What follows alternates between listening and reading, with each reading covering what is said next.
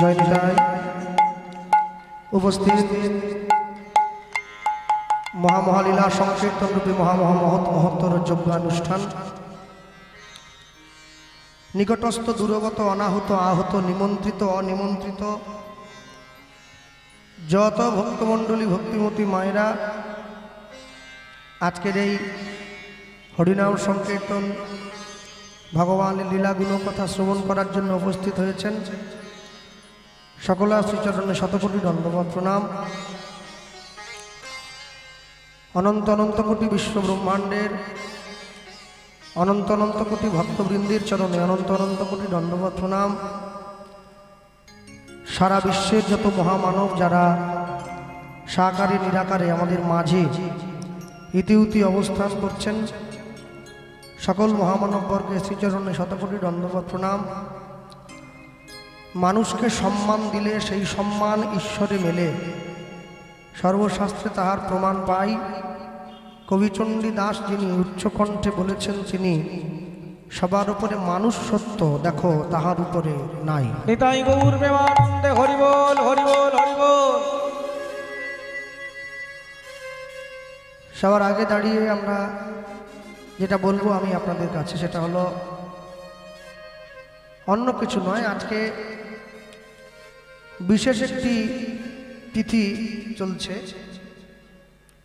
গত মঙ্গলবার দিন ভৈমী একাদশী তিথি ছিল, কালকে দ্বাদশী তিথি পালন করেছেন সকলে।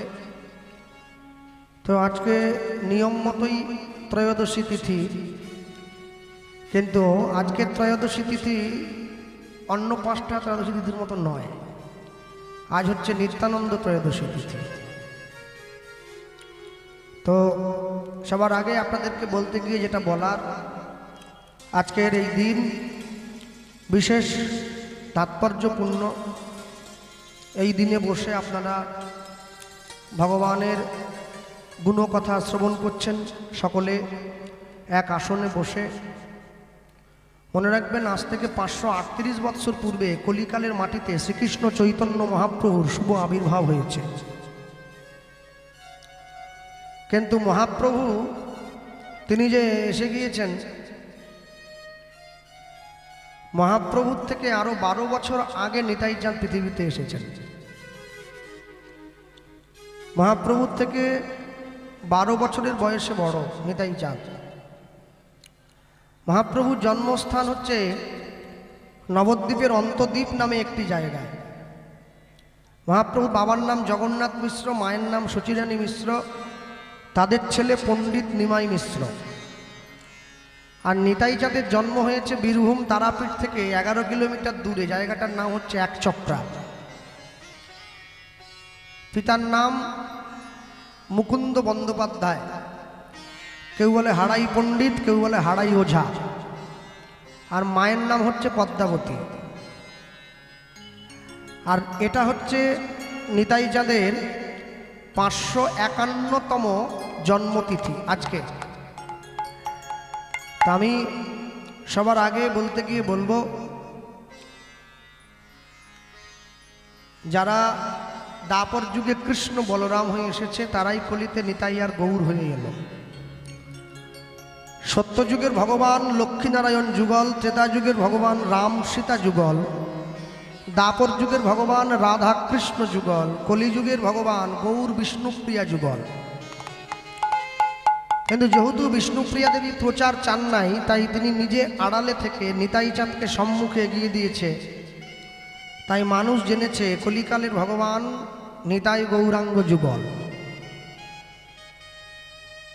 দেখবেন আমার আপনার যখন বাড়িতে রাধাকৃষ্ণের ছবি রাখা হয়, বা এই যে চারদিকে মঠে মন্দিরে এত জায়গায় কীর্তন হয় আপনাদের 24 পরগনায়, সেখানে গেলে দেখবেন রাধাকৃষ্ণকে মাঝখানে দিয়ে নিতাই গৌরকে দুই দিকে হাত তুলে দাঁড় করিয়ে দেয় মানুষ।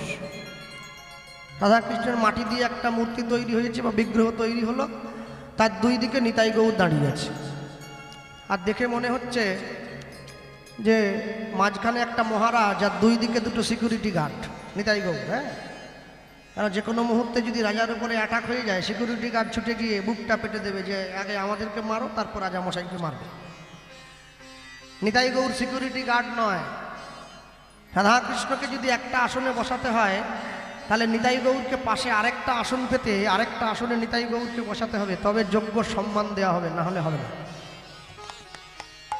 আপনি ভগবানকে কি দিয়ে সেবা দিচ্ছেন সেটা বড় জিনিস নয়, সবার আগে ভগবানকে সম্মান দিতে হবে, সেটা বড় জিনিস। কেন? যারা আজকে নেপালগঞ্জ বাজারে বসে কীর্তন শুনছেন, যারা ভগবানের নাম শুনছেন, হ্যাঁ, সব থেকে বড় জিনিস সবার আগে মনে রাখবেন, ভগবানের নাম যেদিনকে শুনবেন, যখন শোনার জন্য গিয়ে বসবেন, সবার আগে মনের মধ্যে সিদ্ধান্ত স্থির করে নেবেন যে আমার অন্তর যেন পরিশুদ্ধ থাকে। আমি যতটুকু সময় শুনবো, সেটা 1 ঘন্টা হোক, 2 ঘন্টা হোক, 3 ঘন্টা হোক, 4 ঘন্টা হোক, যতটুকু সময় আমি শুনবো, আমি সেই সময় কোনো আন কথা চিন্তা করব না। আমি শুধুমাত্র তার কথাই শুনবো, তার কথাই ভাববো, তার কথা চিন্তা করে তাকে স্মরণে রেখে আমি তার নাম শুনব। কেন? দেখবেন যারা পড়াশুনো করে তারা যদি অন্যমনস্ক হয়, অমনোযোগী হয়, তাহলে পড়াশুনোয় ভালো ফল পাওয়া যায় না। পড়াশুনো করতে গেলে যেমন মন দিয়ে পড়াশুনো করতে হয়, ভগবানের নাম একইভাবে মনোযোগের সঙ্গে একই রকমভাবে শ্রবণ করতে হয়। গৌরাঙ্গ বলিতে হবে পুলক শরীর। গৌরচন্দ্রিকা শুরুতে দাঁড়িয়ে যে ছোট্ট পদাবলীর লাইনটি আমরা শুনলাম, মনে রাখবেন পৃথিবীতে সবাই ভালো থাকার জন্য ছুটে বেড়ায়, কিন্তু ভালো থাকতে পারবে না সবাই। কেন? এক বয়স্ক বাবা মৃত্যুর আগে তার ছেলের হাত ধরে বলেছিল, আমি তোমাকে 3টে কথা বলে যাচ্ছি বাবা, বলো। এই 3টে কথা যদি তুমি জীবনে চলার পথে পাথেয় করে রাখতে পারো, তোমার জীবনে তোমাকে কেউ দুঃখ দিতে পারবে না, তুমি সুখী হবে। কেন জানেন? মানুষ পয়সা দিয়ে অনেক বড় একটা বাড়ি তৈরি করতে পারে, কিন্তু পয়সা দিয়ে কোনোদিন শান্তি কিনতে পারবে না। পয়সা দিয়ে বাজার থেকে অনেক দামি একটা বই কিনে আনা যায়, কিন্তু পয়সা দিয়ে কোনোদিনও বিদ্যা কিনতে পাওয়া যায় না। পয়সা দিয়ে বাজার থেকে অনেক দামি একটা ঘড়ি কিনে হাতে পরা যায়, কিন্তু পয়সা দিয়ে কোনোদিনও সময়কে কিনতে পাওয়া যায় না। বলছে সোনার ঘড়ি টিক টিক টিক, যা কিছু হইতেছে সবই হইছে ঠিক, জীবন চলিয়া যায় নদীর স্রোতের প্রায়, যে ইহা না বুঝিল তারে ধিক শতধিক। পয়সা দিয়ে বাজার থেকে অনেক দামি দামি পালঙ্ক কিনে আনা যায়, বিছানা কিনে আনা যায়, কিন্তু ঘুম কোনোদিন কিনতে পাওয়া যায় না। কিন্তু পয়সা দিয়ে বাজার থেকে অনেক ভালো ভালো জামা কাপড় পরে ভালো মানুষ সাজার অভিনয় করা যায়, কিন্তু মনুষ্যত্ব কোনোদিন কিনতে পাওয়া যায় না, ওটা অর্জন করে নিতে হয়। যার জন্য শোনরে মানুষ ভাই, সবার উপরে মানুষ সত্য, তাহার উপরে নাই। তো ছেলে বাবার কাছে গিয়ে বসেছে, বাবা ছেলের হাতটা ধরে বলছে, খোকা আমি তোমাকে 3টে জিনিস বলছি। কি 3টে জিনিস? বলছে, আমার প্রথম কথা হলো তুমি মনে রাখবে, জীবনে যদি কোনোদিন ভালো খাওয়ার সুযোগ পাও, ভালো খাওয়ার সুযোগ পেলে কোনোদিন ছাড়বে না। যেখানে ভালো খাবার পাবে তুমি সঙ্গে সঙ্গে খাবে, প্রথম কথা। আমার দ্বিতীয় কথা, যদি কোনোদিন ভালো বিছানা পাও, তুমি ভালো বিছানা পেলে ঘুমানোর সুযোগ ছেড়ো না, ঘুমিও। আর 3, জীবনে যদি কোনোদিন ভালো বাড়িতে থাকার সুযোগ পাও, এই আজ যেমন আমরা পেয়েছি। কেন? আমার তো এত বড় বাড়ি নেই, কমিটি আমাকে যে বাড়িতে তুলেছে, আমার তো ছোট বাড়ি, তাই এত বড় বাড়িতে আমাকে তুলেছে, সুযোগ আমি কি ছাড়বো? ছুটে গিয়ে কষ্ট একটু হয়েছিল উপরে উঠতে, সিঁড়ি তো দেখ, তবু সুযোগ আমি ছাড়িনি, উঠে পড়েছি। হ্যাঁ, তার ছেলে বলছে, বাবা আমার তো নিজের খাবার পয়সা নেই, তুমি আমাকে বলছো জীবনে যদি ভালো খাবার পাও কোনোদিন খেতে ছাড়বে না। আমার তো নিজেরই খাবার পয়সা নেই, ভালো খাবার পাবো কোথার থেকে? বাবা তখন বলছে, তোমার যখন প্রচণ্ড খিদে পাবে, তুমি হাতের সামনে যে খাবারটা পাবে সেটাই তোমার কাছে জীবনের সব থেকে দামি খাবার। মনে রেখো, মানুষের যখন প্রচণ্ড খিদে পায় তখন সে খাবারের গুণ বিচার করে না, আগে পেট ভরানোর কথাটা ভাবে। তাই যখন তোমার প্রচণ্ড খিদে পাবে, তুমি যদি হাতের সামনে শুকনো কটা মুড়ি পাও, তুমি জানবে ওটাই তোমার কাছে সব থেকে ভালো খাবার, ভক্তি ভরে খাবারটা গ্রহণ করবে। 2, জীবনে যদি কোনোদিন ভালো বিছানায় ঘুমানোর সুযোগ পাও, সুযোগ ছেড়ো না। তোমার যখন প্রচণ্ড ঘুম পাবে, তুমি যদি ছেড়ে একটা মাদুর পেতেও মাটিতে ঘুমো, তুমি সেখানে শান্তিতে ঘুমোতে পারবে, ওটাই তোমার জন্য শ্রেষ্ঠ বিছানা। আর 3, জীবনে যদি কোনো ভালো বাড়িতে থাকার সুযোগ পাও, তুমি কোনোদিন ছেড়ো না বাবা। কেন? মনে রাখবে, ঘর বড় হোক মনে অশান্তি থাকুক এ ঘর চেয়েও না, ঘর ছোট হোক মনে শান্তি থাকুক সেই ঘরটা চাইবে। তোমার অনেক বড় বাড়ি, 3 তলার উপরে তুমি থাকো, ঠান্ডা মেশিন বসিয়েছ ঘরে, নরম গদিতে পালঙ্কে শুয়ে আছো, শীতকালে গরম হয় গরমকালে ঠান্ডা হয় এমন ঘর তুমি তৈরি করেছো। কিন্তু আশ্চর্য কি জানো, তুমি যখন প্রত্যেকদিন রাত্রেবেলা ঘুমোতে যাচ্ছ, ডাক্তার তোমাকে 3টে করে ঘুমের ট্যাবলেট লিখে দিয়েছে, তোমাকে 3টে ঘুমের ট্যাবলেট খেয়ে জল খেয়ে তারপরে ঘুমোতে যেতে হচ্ছে। তা আমার মনে হয় তুমি শান্তিতে নেই, তুমি অশান্তিতে আছো। আর তোমার ছোট্ট একটা একতলা কুঁড়ে ঘর, তুমি মাদুর পেতে মাটিতে শুয়েছো, ঘুমানোর শোয়ার সঙ্গে সঙ্গে তোমার ঘুম হয়ে গেল, এক ঘুমে পরের দিন সকাল, তুমি জানবে তুমি শান্তিতে আছো। যতদিন পর্যন্ত তোমার জীবনে শান্তি থাকবে, তোমার জীবনে ভালোবাসা থাকবে, তোমার জীবনে প্রেম থাকবে, ততদিন পর্যন্ত তোমাকে কেউ দুঃখী করতে পারবে না। যেদিন তোমার জীবন থেকে শান্তি চলে যাবে সেদিন তুমি বুঝবে যে তুমি সবথেকে বড় দুঃখী মানুষ এই পৃথিবীতে। গৌরাঙ্গ বলিতে হবে পুলক শরীর। যেদিন গৌরাঙ্গের নাম নিতে গিয়ে আমার অন্তর কম্পিত হবে সেদিন আমি বুঝব যে একটু হলেও তার জন্য ভালোবাসা আমার মনে তৈরি হয়েছে। হ্যাঁ, আশ্চর্য কি জানেন, সবথেকে বড় আশ্চর্য হলো মানুষে কীর্তন শুনতে বসে, আর কীর্তন শুনতে শুনতে যখন খুব খিদে পায় মানুষে ছুটে গিয়ে দোকানে গিয়ে একটা ডিম সিদ্ধ কিনে নেয়। এবার ডিম সিদ্ধটা খেলো, একটু জল খেলো, আবার এসে কীর্তন শুনছে। মাছ মাংস ডিম পেঁয়াজের সঙ্গে কোনোদিন হরিনাম যায় না। তাহলে বুঝতে হবে এখনো পর্যন্ত তার জন্য ভালোবাসা তৈরি হয় নাই মনে। যেদিন সেই ভালোবাসাটা তৈরি হবে তাহলে আপনি চাইলেও খেতে পারবেন না। আস্তে কেন, এই যে বাবারা মায়েরা বসে আছেন, আমাকে একটা মন্দিরে নিয়ে যাওয়া হয়েছিল প্রণাম করতে, কালী দুর্গার মন্দির এই ভিতর দিয়ে। এখানে প্রত্যেক বছর পুজো হয়, অনুষ্ঠান হয়, আমি মন্দিরে প্রণাম করলাম। আচ্ছা তা বলুন, যে মন্দিরটা, এই যে মন্দিরটা যেখানে প্রণাম করলাম, যেখানে কীর্তন হচ্ছে, নাম কীর্তনের দল, ওই মন্দিরটা কারা বানিয়েছে? ওটা আপনারাই তো বানিয়েছেন, পয়সা দিয়ে, একটু একটু করে ভিক্ষা দিয়ে, 10 টাকা, 5 টাকা, 20 টাকা, 50 টাকা করে। আচ্ছা বলুন, যে মন্দিরটা আপনারা বানিয়েছেন পয়সা খরচ করে, সেই মন্দিরটার দাম বেশি দেবেন, না যে মন্দিরটা ভগবান ওপর থেকে দিয়ে পাঠিয়েছে সেই মন্দিরটার দাম বেশি দেবেন? কোনটা? যে মন্দিরটা পয়সা দিয়ে বানিয়েছেন, ইট চুন সুরকি দিয়ে সিমেন্ট দিয়ে রং করে, সেই মন্দিরের দাম বেশি, না যে মন্দির ভগবান দিয়ে পাঠিয়েছে সেই মন্দিরের দাম বেশি? এক বাক্যে উত্তর আসে, যে মন্দিরটা ভগবান দিয়ে পাঠিয়েছে সেই মন্দিরের দাম সবসময় বেশি হবে। কেন? এই মন্দিরটা ছিল বলে ওই মন্দির তৈরি হয়েছে, না হলে হতো না। তাহলে যে মন্দির আপনারা তৈরি করলেন পয়সা খরচ করে, ইট কাঠ চুন সুরকি দিয়ে রং করে মাকে বসিয়েছেন, দুর্গা পুজো হয়, কালী পুজো হয়, সেই মন্দিরে প্রত্যেক দিন কি জ্বালান আপনারা? সেই মন্দিরে প্রত্যেক দিন সন্ধ্যেবেলা করে ধূপ জ্বালান, প্রদীপ জ্বালান, ধুনো পোড়ানো হয়, কর্পূর কি হয় না, আরতি হয়। তাহলে যে মন্দির আপনারা বানালেন সেই মন্দিরে ধূপ জ্বালালেন, আর যে মন্দির ভগবান দিয়ে পাঠালো সেই মন্দিরে সকাল বিকেল করে 1 বান্ডিল করে বিড়ি জ্বালাচ্ছেন। এর জন্য কোনো বই পড়তে হবে না, এর জন্যে নিজের বিবেককে জাগ্রত করতে হবে। যে মন্দিরটা আমি বানালাম সেখানে ধূপ জ্বালালাম, আর যে মন্দির ওপরওয়ালা আমাকে দিয়ে পাঠিয়েছে সেই মন্দিরে আমি সিগারেট জ্বালিয়ে দিলাম। কেউ কেউ মদও জ্বালাচ্ছে। মনে রাখবেন, হৃদয় মন্দির থেকে যদি ঈশ্বরের অস্তিত্ব চলে যায় তাহলে মন তখন মনে থাকবে না, মানুষ তখন মানসিক আচরণ থেকে অমানসিক আচরণের দিকে পবিত্র হয়ে যাবে। হরি হরি বলিতে মোর নয়নে ববে নীর।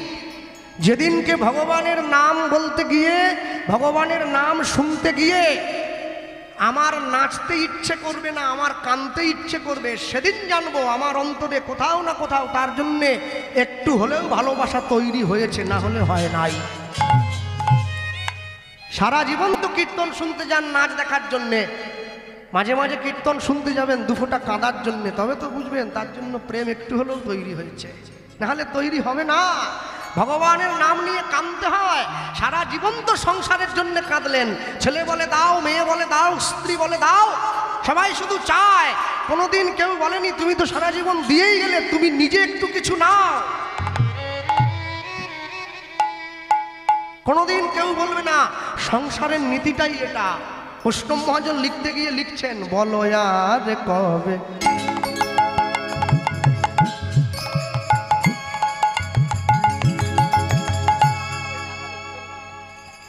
বলো আর কবে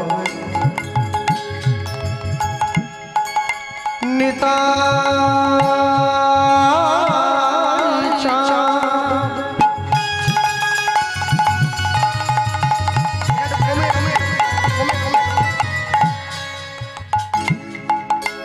বলো আর কবে নিতাই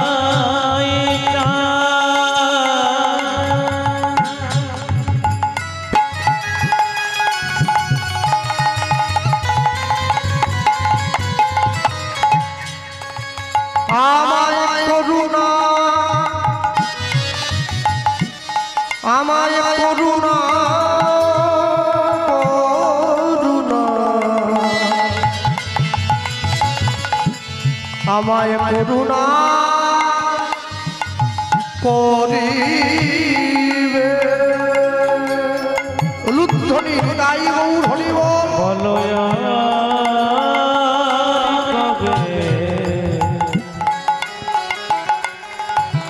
নিতাই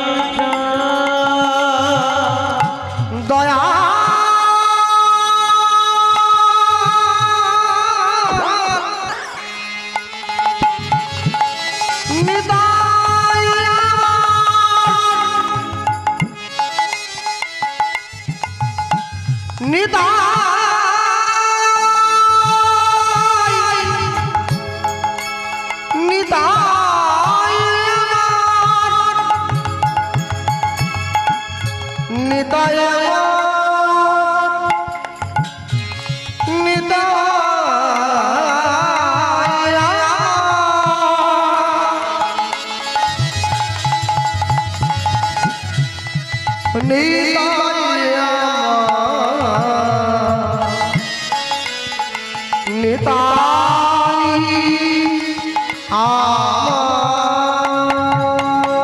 বলো কবে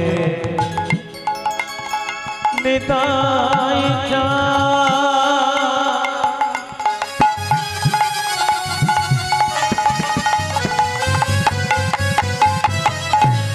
অগমরুণা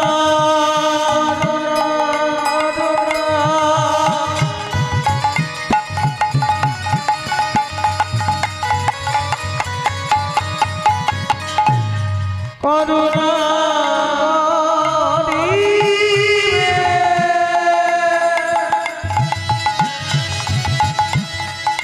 করুণা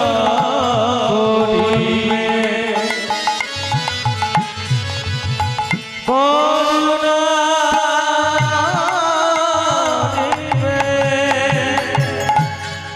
নিতাই যাদের করুণা হলে কি হবে জানো সংসার বাসনা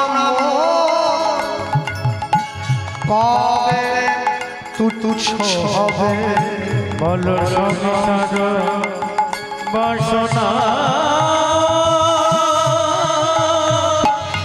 কবে তুচ্ছ হবে বলি বিষয় ছাড়িয়া তবে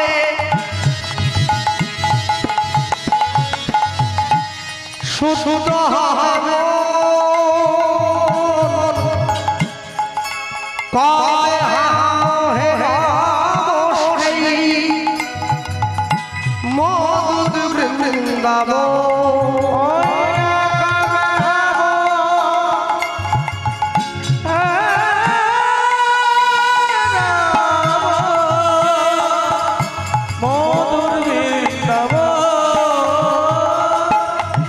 বলি মধুর বৃন্দাবনে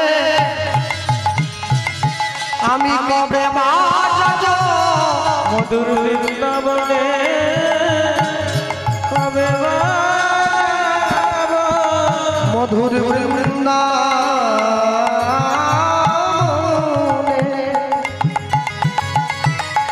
আমি কবে বাজ মধুর